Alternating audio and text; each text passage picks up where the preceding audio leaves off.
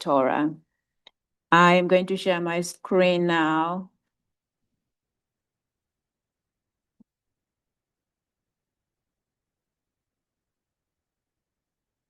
Coming. Oh, there we go. Oh, I can make it bigger. That's always the best. Okay. So here we are. This is the third Torah portion of the book of Vayikra. Of the book of Leviticus, we've looked at Vayikra itself, and we've looked at Sav. We've just been looking at, gushing of blood and here and there and all the sacrifices and everything, all those fun and exciting stuff. And, Sav had also the fashion week, the dressing for the Kohanim, the priests, and what they should wear and what they shouldn't, and all these beautiful gowns and the tunics and the sash and everything that is made for them. Where we left off before, Pesach was Parashat Tzav, and we left off on a part where the priests were asked to isolate themselves for 7 days. And today, or this Torah portion, is the 8th day. So that's the word Shemini comes into tell. This is the 8th day. And we are preparing to inaugurate the Mishkan, aka tent of meeting, aka dwelling place for God, and all the wonderful names that it has. And so we are heading towards a celebration to make it official.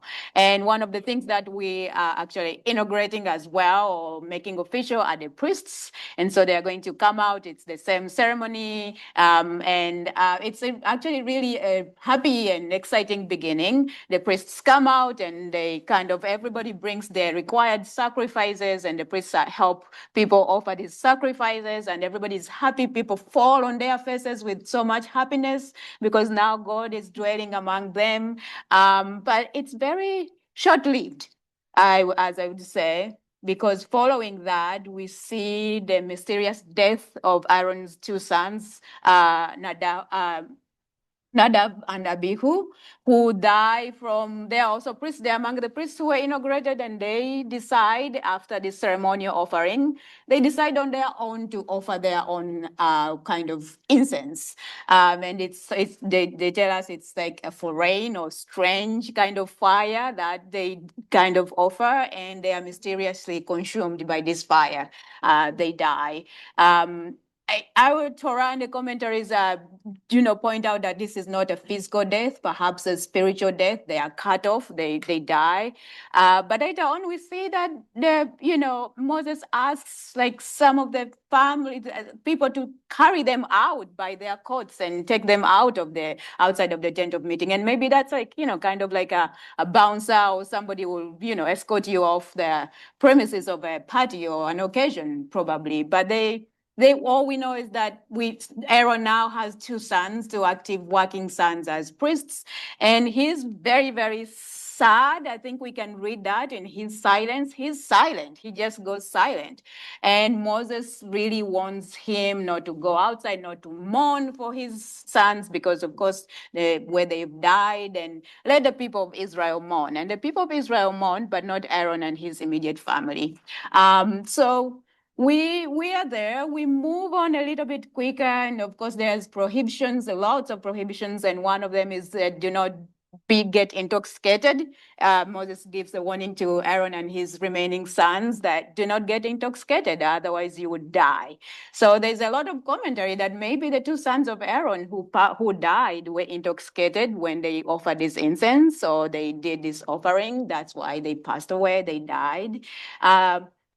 But I'm looking at something else today, which is kashrut. And so we also have a whole list in chapter, so this is in chapter 11.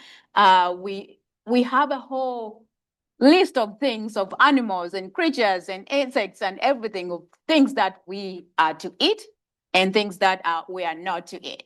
And as you may notice, the word kosher does not appear here. They are described as tameh or tahor, pure or impure.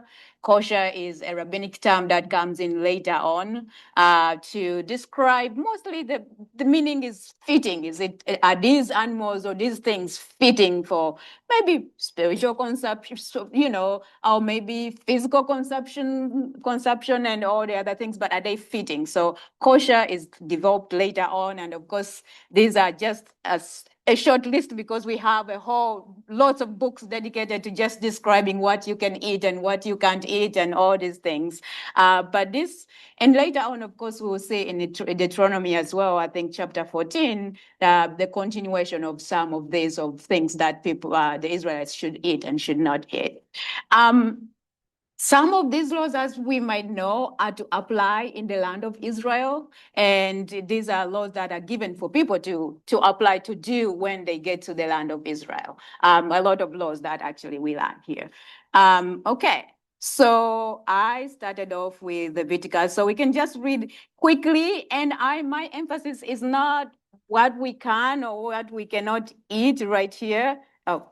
It's mostly, I'm just looking at why these laws, why are we given dietary laws about consumption and eating. And I can imagine all of us have different, kind of ways that we keep kosher or not, or how we understand what kosher is. And of course, over the years, Reform movement has its own take on kosher. Conservative, we know the traditional Orthodoxy. I see either a question or a comment over here before we go forward.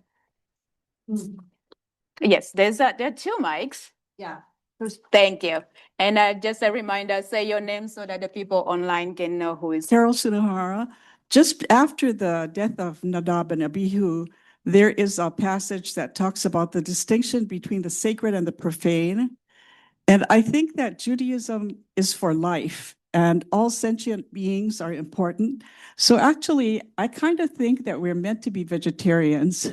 But if we're not going to be vegetarians, then there are these laws that are specific to what kind of meat or animals that you can imbibe, what you can eat. And it's very carefully laid out because I think primary to the laws is the sacredness of life. And as we know with the octopi in the UK now being considered sentient beings, the lobsters and crabs cannot any longer be boiled in pots.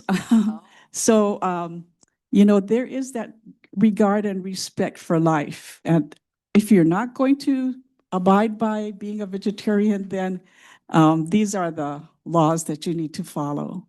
Well, thank you. There's no specific, you're right, there's no really specific prohibition for not eating meat, or at least certain kinds of meat. And that you're right. And I think later on, we'll talk about what kind of discipline the Torah is trying to develop amongst the people and the Israelites. Okay, let's read through Leviticus 11, 1-8, and mostly just to remind ourselves of what these animals are and what they represent and why we cannot eat them. And then we can go through some of the reasons that are given by our commentators. Would anybody like to read? On the comments? Jeff Berman, I think the real question is why. Exactly. I remember Rabbi Janet saying there really wasn't any history of problems with these things like pork, etc. It was mainly to set the Jewish people apart. So we can discuss that as a question. Is that the real reason? The why is a big one because we can see that people try to attempt. They give us a reason, kind of. They will hint on it in Leviticus 11:45 to 44 to 45. And I think this one is my favorite because it reminds me of Steve Berman, who is right here. I am God and you're not. That's one of my favorite phrases. But it says, "For I am eternal, I am your God. You shall sanctify yourselves and be holy, for I am holy. You shall not make yourselves impure through any swarming things and that move upon the earth, for I am the eternal. I am the one who brought you." Of course, a reminder from the land of Egypt to be your God. You shall be holy, for I am holy. This kind of reminds me of a parent, when they give you rules and you ask why. They're like, just because I say so, because I know what is good for you, and all these things. But we still ask why, and I think that there's all these commentators who are trying to rationalize, see if there's some rationale behind it. Maybe take one animal at a time and see if there's any reasoning why these animals or these things are prohibited from. But Rabbi, what I was getting at is, I was thinking more in terms of the people who wrote these things rather than God, saying it. Why did they want this? These are humans writing this stuff. Yeah. I saw there's several comments from Jane and Elaine. I raised my hand to read, so. Yeah, Okay, thank you. You can I go, did too. and we can go to Jane for the comment. No, I was raising my hand when you asked who was willing to read. Okay. Go One ahead, of you Jane. can It's read. okay. Go ahead, Jane. Okay. Leviticus. God spoke to Moses and Aaron, saying to them, "Speak to the Israelite people thus. These are the creatures that you may eat from among all the land animals. Any animal that has true hoofs, with clefts through the hoofs, and that chews the cud, such you may eat. The following, however, of those that either chew the cud or have true hoofs, you shall not eat. The camel, although it chews the cud, it has no true hoofs. It is impure for you. The daemon, although it chews the cud, it has no true hoofs. It is impure for you. The hare, although it chews the cud, it has no true hoofs. It is impure for you. And the swine, although it has true hoofs, with the hoofs cleft through, it does not chew the cud. It is impure for you. You shall not eat of their flesh or touch their carcasses. They are impure for you." All right. That is sufficient enough reasons for us? Barbara. Barbara Lasky, Shabbat Shalom. How did they know at that time what animals chew their cud? Is there a visual? Oh. There is? How? Yeah, you ever see it? If you've ever seen a cow chewing, it's obvious that they're chewing their cud. It was one of my favorite things about goats. Yeah. Like I would sit there and wait for them to like chew their cud, and they stop for a minute, and then I'm like, all right, start again. And then all of a sudden, they chew their cud. They do like all throughout. You can see it. It's I visual. guess I'll have to look on YouTube. It's visual. I was listening. Oh, this is not properly written, but I was just putting down some notes. I was listening to a podcast from Pades, and Rabbi Elisha said that there were really moral and socio-economic, demands for these kinds of creatures and animals. And so he cites the book of Yeshayahu, of the book of Isaiah, who talks about swine or pigs as destroying vines, and that. So he decides that pigs were not good for the environment around that time, that they destroyed, that this is an economic kind of, economic advice that people should not have pigs. And so he also talks about all the other animals that do not have split hooves are predators. They are mostly predators. And I think Rambam also explains this. And he says, really the reason why we are forbidden, the people were forbidden from eating them, is like somebody had to kill them. And the person who would kill them, people, like if you were wealthy, you would send out the servants or the slaves to go do that work. And so it was dangerous for people. So this is like it's really just kind of law that, is saying, let's all just stop eating them so that people don't risk their life, the slaves, the low people in the society, to kill these animals because they should be eaten. And he talks about reptiles as being, they have a body build like human beings, and they like are very, no, this is like they kind of spread diseases. Sorry, I was taking notes. Don't mind this. So he was saying like he was looking at animal by animal and saying these are like social economic concerns of the time, around that time, what people thought of these animals. I'm going to go have, and then Larry and Harry and Jen. So, Shabbat Shalom, Larry Shapiro. One of the things that strikes me about this whole parsha is that the first line of this is that God spoke to both Moses and Aaron. Now, I was trying, I mean, God does speak to Aaron after the death of Above Nadab Abihu. and Abihu, Yeah. yeah. But I can't think of another time recently where God speaks to Aaron. So that's a really, I mean, am I wrong on that? Are there other times when God speaks directly to Aaron, not through Moses? I knew this at some point. There are other times, but they are very, very few. And it's considered very special when God speaks to both Aaron and Moses, addresses both of them. So, I mean, it emphasizes how important this issue of eating and eating the right stuff is, that God spoke. I mean, he didn't want to just depend on Moses to transmit this. He wanted both of them to hear it.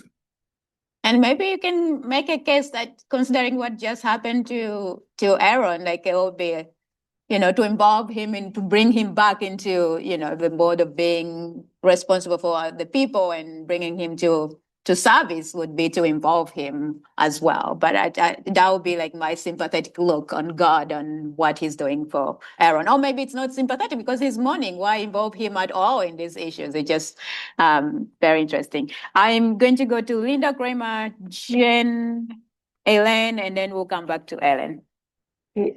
Just this may be a bit gross, but I have heard that's one of the reasons is that, going back to human sacrifice, that some of these animals might actually, their flesh might taste very human-like. I am told that the flesh of a pig tastes very much like humans.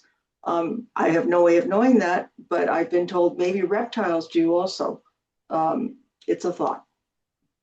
That's very interesting. I can't tell you that either, but I don't know. I've never heard of that, but that sounds very interesting. Elaine? Shabbat Shalom. I'm wondering if one of the reasons for including Aaron is practical, because the priests are going to be accepting the sacrifices. And maybe they need to know, like, uh-oh, this is really an impure animal. I can't take it for a sacrifice. That could be. Steve Lazarus, do you have your hand up? Oh, okay. All right, Ellen. Shabbat Shalom, Ellen Ratner. I just have a question about reptiles. In one of your statements, it said that reptiles, I can't remember the statement, but was similar to humans. Their body build, like I don't understand that. I don't either. I was just I was taking some notes as I was listening. It was very interesting, but I think that one of the emphasis is that they were vessels of spreading diseases, like mostly for diseases. I don't know if the diseases that reptiles have could be also the human diseases, like we're connected in that. I don't know how it makes sense in anybody who knows about and the diseases. other part is, there's a lot in the Talmud about not boiling the kid in the mother's milk.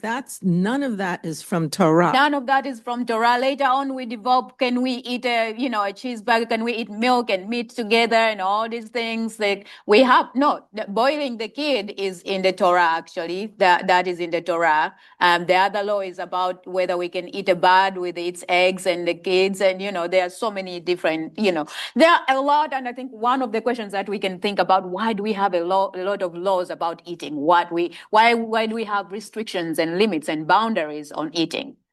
Yes, we have, and then we have in the back. Two comments. One, I understand that archaeologists. Can you hold? I understand that archaeologists looking at ancient villages in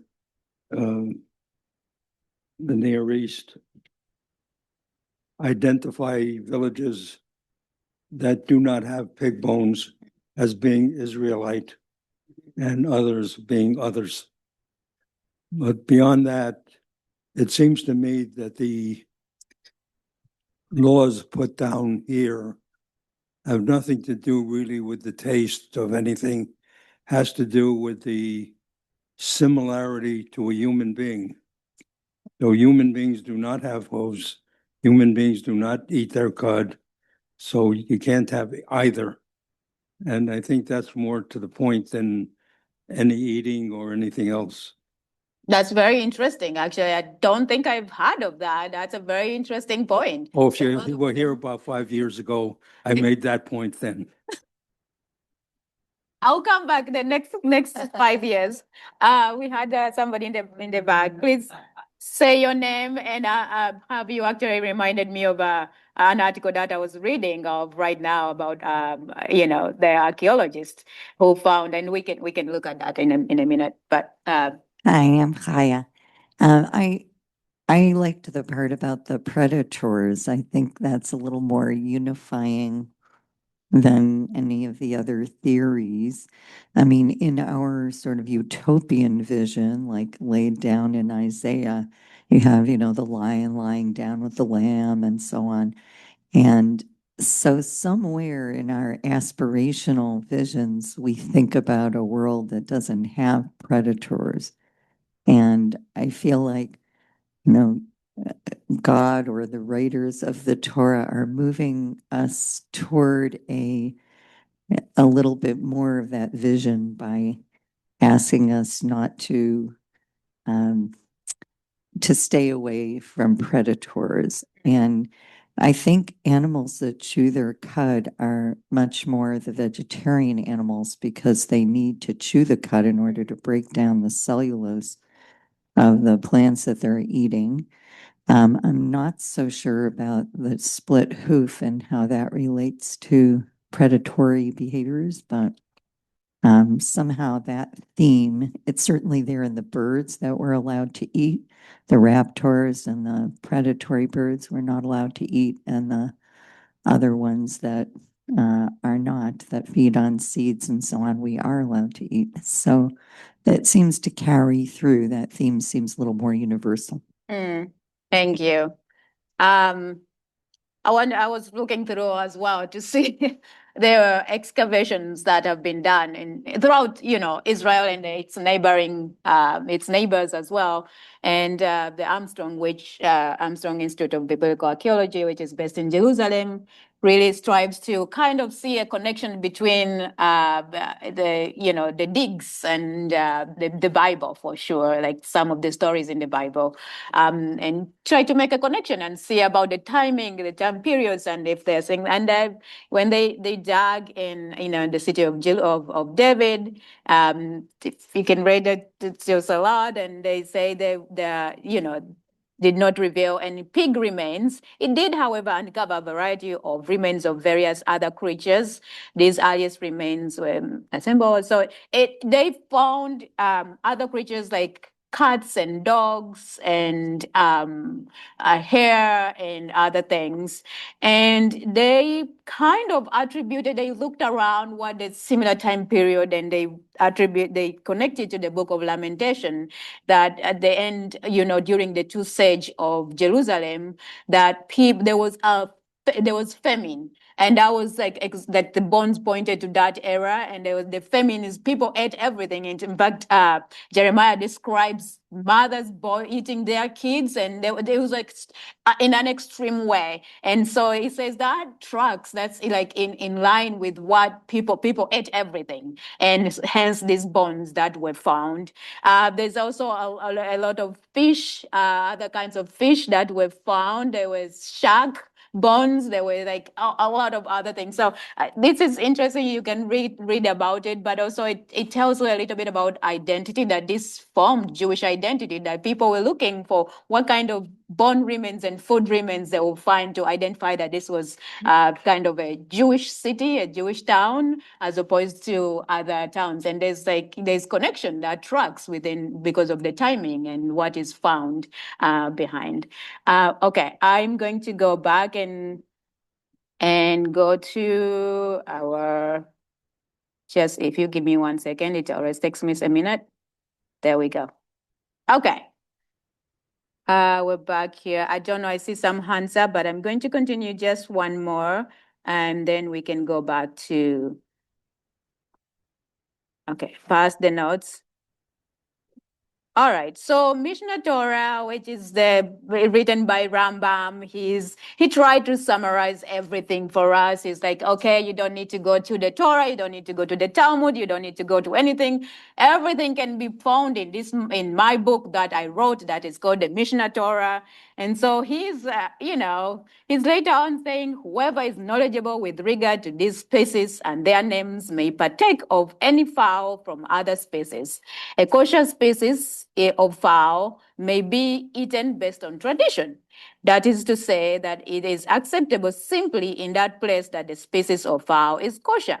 A hunter's word is accepted. If somebody says the hunter who told me that this fowl is permitted, provided that they have established a reputation as being knowledgeable with regards to these species and their names, that is permissible. So it depends on where you are and who is knowledgeable in that area, which gives us permission as well to kind of, establish what is foul right now, what we can eat and what we cannot eat. Several Chinuch, which is written in Spain, and I think this is the writer is anonymous, and he says he's writing for his teenager sons he writes about the 613 mitzvot commandments to just kind of explain to them why we do them, most of them. And so he says the body is the tool of the soul through which it accomplishes its function. For this reason, our perfect Torah separated us from harmful factors. This is the common sense reason for the Torah's dietary restrictions. The true physician, i.e. God, who is the doctor with the capital D, who admonished us regarding them, is wiser than us. So listen to God. He knows what is good for our bodies and what is good for us.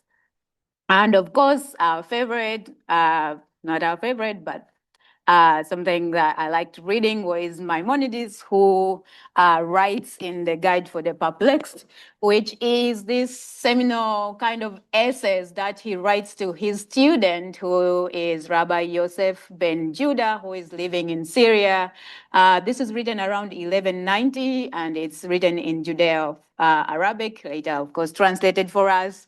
And so he's writing about, of course, they send him questions and he's responding because these Jews are perplexed, as he puts it, with connecting the Torah to science and to reason and to the stars and everything else. And this is Rambam's area. In fact, if you need healthy advice on anything, Rambam would give it to you. He has advice on how many hours you should sleep, whether you should eat mushrooms or not, or anything, food-wise, of how we should live. And he's a doctor, and he's very into health and health eating and health living. And for him, it's very important that we are healthy to be able to be Jewish or to observe mitzvot.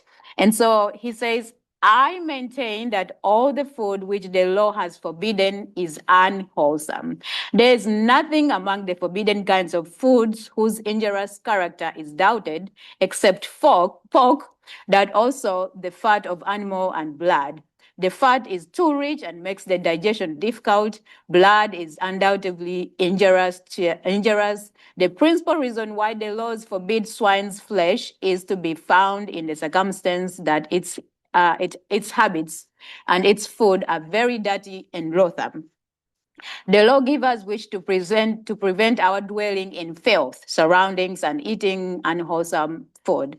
The meat of animals that have died themselves, nebula, is not fit for food. It is already, some of this is like, common sense. Is not fit for food. It's already on the way to putrefaction. Likewise, the flesh torn from a living animal is injurious since it comes from a creature in a state of disease or distress. In general, the law prohibits everything that is injurious to the body and commands that which is beneficial. For the law aims at the well-being of the soul and the health of the body, and therefore God removed from us such things so that the soul may be able to perform its function. What do we think? What concerns does this rise? What is, thoughts, Steve? I'll leave it up here so you can read it for you. Shabbat Shalom, y'all. Steve Ammon.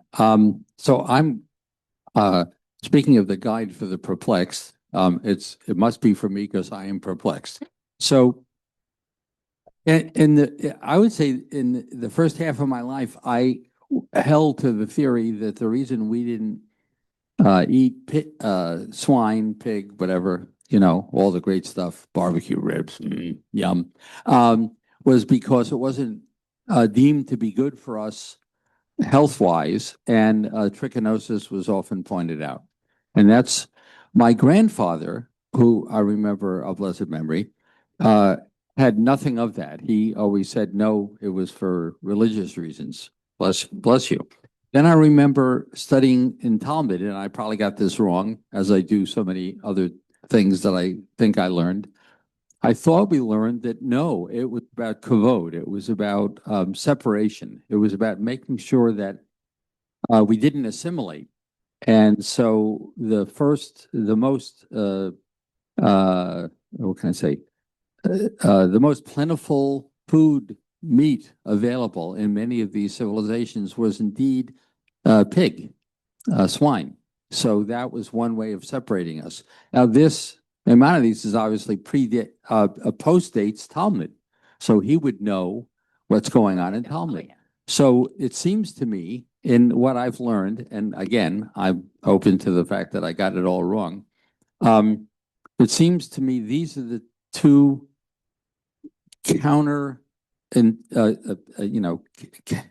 conflicting factors. It's either for health, or no, it's because the rabbis, as they say, kashrut is a mountain suspended by a thread from very, very few laws in Torah. So what is it, or is there no way to resolve this issue? Yeah. Dalia. Right. Okay. Thank you. I just want to make this conversation more complicated. In all archaeological digging in the area of that time, they did not find pig's bones. Mm-hmm. That means that not only Israelites did not eat pigs, but it was not the food common in the area. Mm-hmm. And in a footnote, Muslims don't eat pigs either. So now let's think why God had to tell us not to eat what we wouldn't eat there anyway. That's a good question. And maybe I can go back to Rav Elisha's notes and say pigs were not environmentally, good. They were not suitable for the environment of the area. I do not know why it talks about that they were destructive and everything, but maybe that's the one of the rationale. I do not know, and you're right. In anywhere all the digs, they found other unkosher things, but not pigs. And it's not just Jews who have dietary restrictions. We have, like the Muslims do, the Hindu do, Buddhism, there's a lot of other traditions have dietary restrictions, and we're trying to look at ours and say, why these specific animals, why these ones, and why that, why tell us to not eat these ones. So I think that, it's very interesting. You had another point? Yes. Okay, great. And that is about raising the question why at the first place. And one of my favorite rabbis, Yeshayahu Leibovich, was very aggressive in saying, it's not to us to know why. If God said it, if we try to answer why, it means that we try to go to his head. And that take away from our faith. So if it is said clearly in the Torah, don't eat that, We have to deal if we like the Torah or don't like the Torah, but I don't think it's for human being to try to figure out God's motivations and ideas and reasons or anything like that. It is just said so. Now deal with that. It's not about us. I think that's the reason they give us that reason in 44. You know, I am Adonai, I'm holy, you should be holy as well. And that just, okay, so that's wonderful. Going back a little bit to Rambam, his health and is this good for the body or for the soul? I think he says it's both. And, you know, it's either means to the end, and the soul, the health or the spiritual health is the goal, but we have to achieve that through our bodies. Of course, it raises a lot of concerns. What? This is the universal God. Why would God not want other nations to be healthy as well? Can we prove that those other animals that are unkosher are unhealthy, really? Can we say sincerely that, you know, a zebra is not good for your health? I do not know. But I like that those, if these are the rationale, like, you know, there is a lot of kosher food that is not good for your health. I can imagine. So it's like it's and maybe this was for the time, around the time you would know what is good for you and what is not. And over time, we even have labs. We can prove. We can kind of figure out, have a lion and see if it's good for our health, if that's the whole purpose, and see if we can eat it.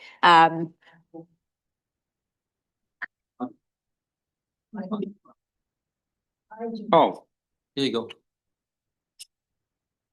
This health question really disturbs me because we all know that beef can carry E. coli. We all know that chicken can carry salmonella, et cetera, et cetera, et cetera. The trichinosis thing is not backed at all by science. And I really don't think these laws are for health reasons, even back then. It's one thing just, I just, when the scientists have looked at these things, they've decided there's no reason for them to be logical. But to say, well, we want to be separate, we want to be special, that's a different argument. And I can buy that argument more. I'm going to go with Joshua, and then we have two mics. Hello. Shabbat Shalom, everyone. Shabbat Shalom. I loved what Dahlia said. That's sort of, my attitude towards this. God said so, don't question. Wait, can you speak up, Joshua, a little I'm bit? sorry. Yes, okay, I'm sorry. I loved what Dahlia said. That's sort of been my principle with respect to what God tells us in one way or another.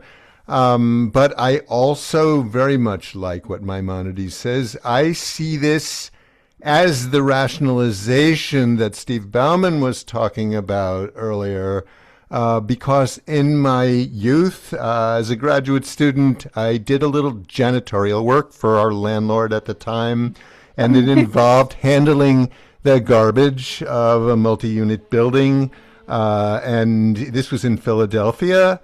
And there were certain cans that would be picked up by the farmers for their swill, for their pork. And I opened that can once after it had been sitting for quite a while, and it was crawling with maggots. And I'd never seen this before. I'd been kind of sheltered. Anyway, but this is what the farmers took to feed their pigs. So this comment by Maimonides that they're very dirty and loathsome. Yes, they wallow in this stuff and they eat it. And who would want to eat them after seeing that? All right, Larry and then Helen. We have a microphone going. Whoever gets the microphone, there we go. So why did God create pigs? That's a very good question. I mean, this seems to be, obviously God did create the pigs. And so the first thing I would think of is to create temptation. Maybe God didn't create pigs. Maybe Satan did. I don't know. But I mean, it's certainly there are so many stories. I think it's in one of, about the Orthodox young man who finally tastes bacon and says, "Oh, this is really good." I mean, it's there to tempt us. I guess temptation and overcoming temptation is an important lesson to learn. So perhaps part of this is that it's the distinction between clean and unclean has to do with teaching us about dealing with temptation. Thank you. Ellen Ratner. Rabbi Martyr taught a class years ago in the basis of anti-Semitism. And one of her points was that we are an irritant in the society in which we live. And one of the irritating things is these are the things we won't eat. So at a major conference in my field that I was part of, people were going to a special restaurant because they had, quote, wonderful pulled pork. And I must have turned colors because she said, "Oh, I guess you don't eat that." And I said, "I'll have salad." We're an irritant because we don't conform to the society in which we live. We have many more restrictions. And interesting, and it's very interesting because we live with other people, and we visit other people's homes. I for sure have lots of relatives who are not Jewish, and I have to visit them, and I have to break bread with them and eat with them.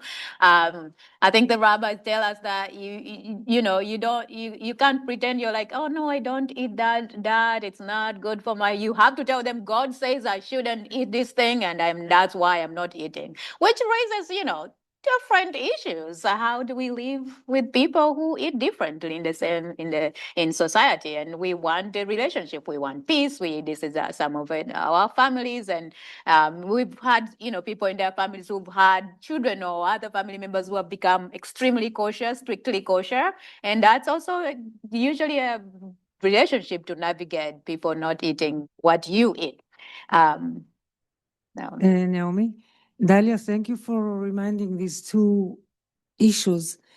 But I have something a little different. Yeshayahu Leibovich, who is one of my heroes for many issues, was a chemist, psychologist, and a very religious person. So he had it in himself. He was a scientist, but he was also a believer, which is not exactly what, I mean, this conversation probably would not happen in Chabad or in an Orthodox surrounding.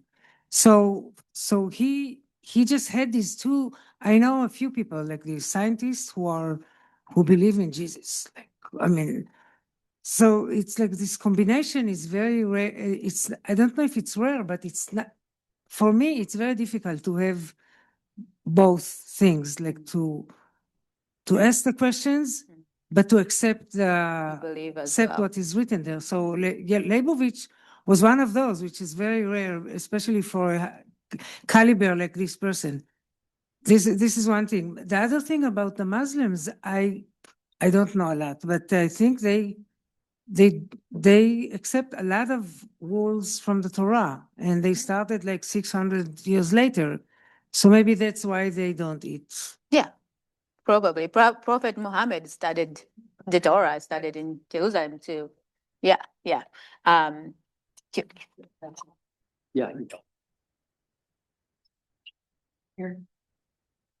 Speaking of contemporary times, I went to a wedding at the Main Line Temple in Philadelphia.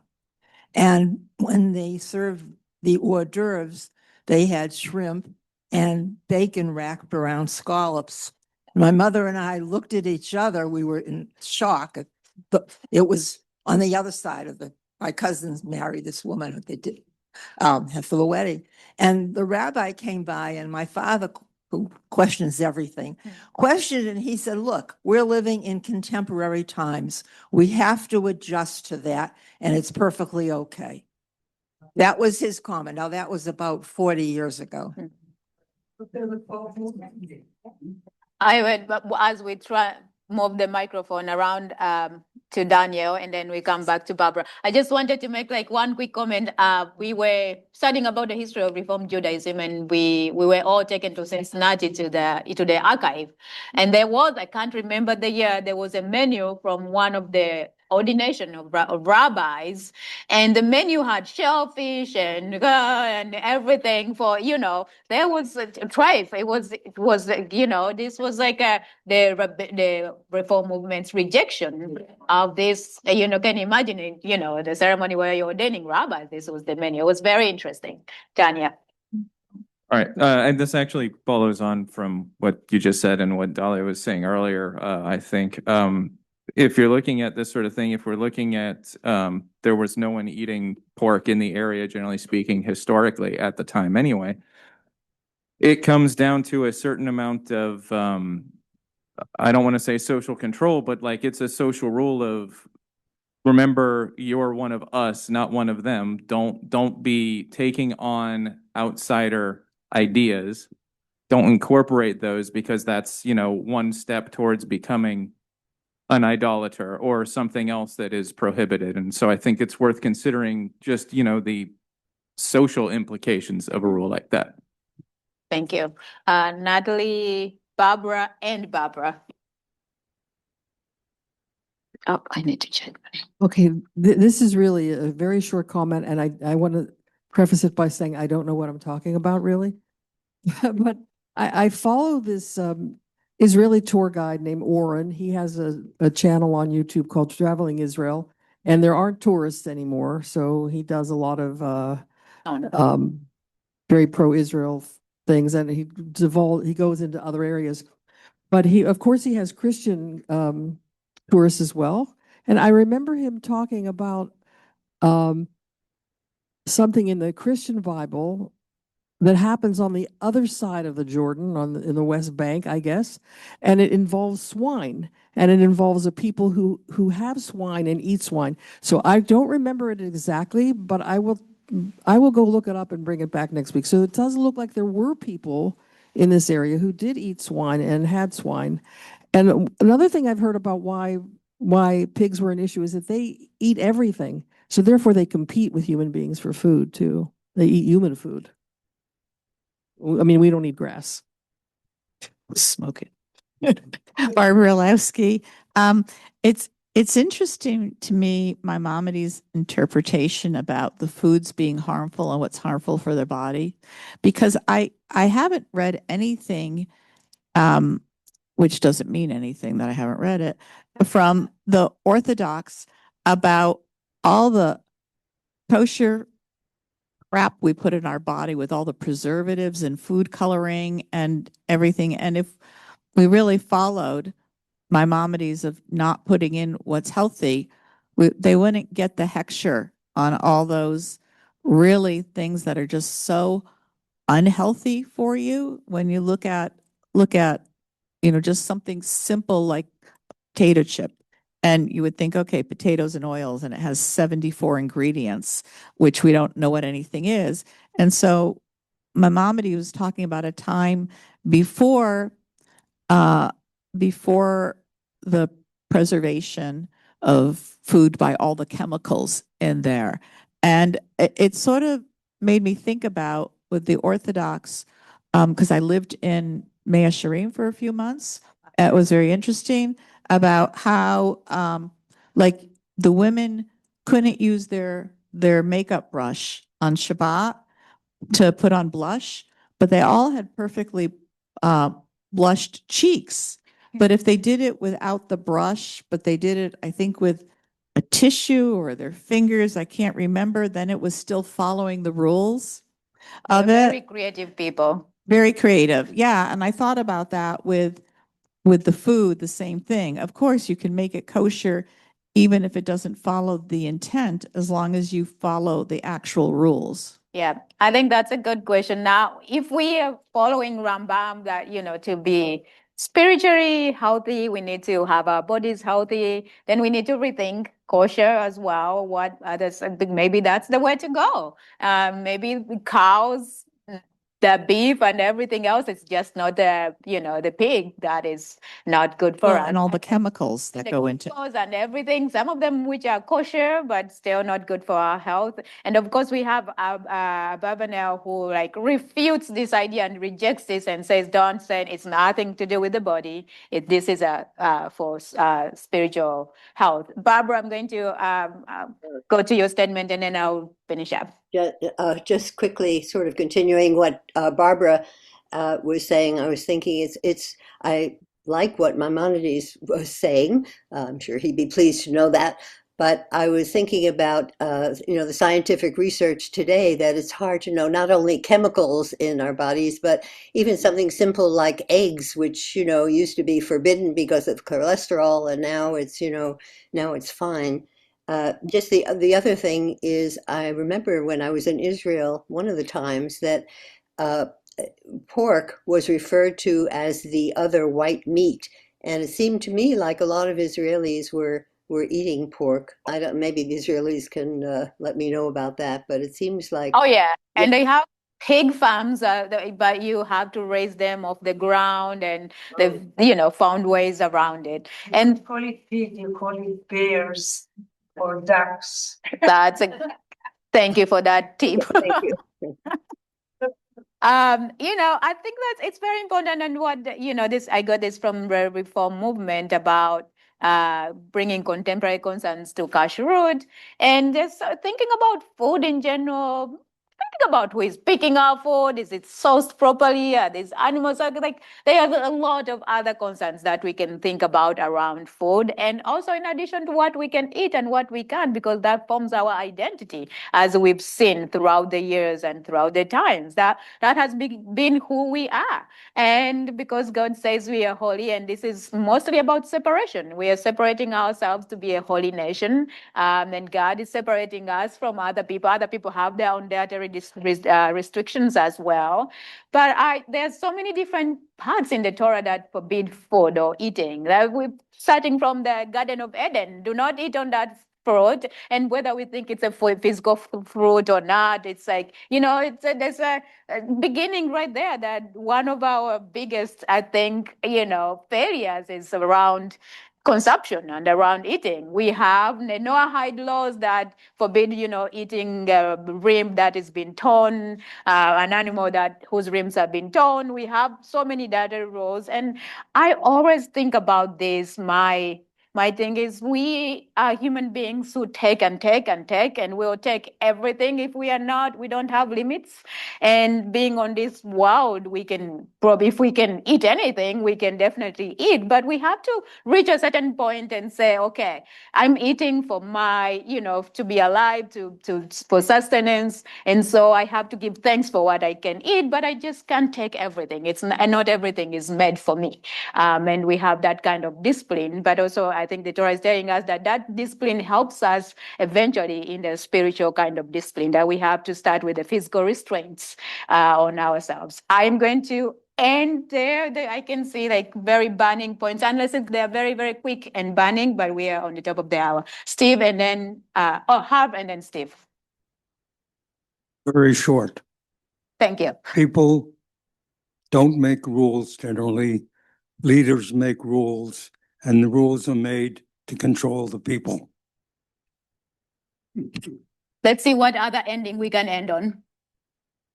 In this case, we're talking about diets, and it's kashrut, but then we also have this Mediterranean diet. There's a high protein or high fat, low, whatever. But there seems to be some kind of a style of eating, generation from generation.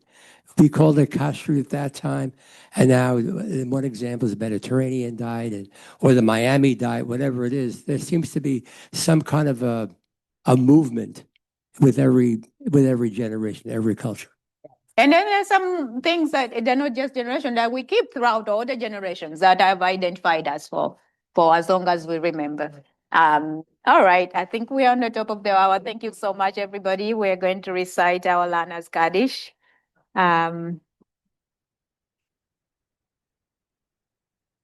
Let me know if you're rethinking eating or you have any, new insights to how we should eat or how we should do kashrut these days. Okay, together. Let the glory of God be extolled. Let God's great name be hallowed in the world, Christ God will. May God's sovereignty prevail in all day, all lives, and in the lives of Israel. And let us say, Amen. Let God's great name be blessed forever and ever. Let the name of the Holy One blessing be glorified for all the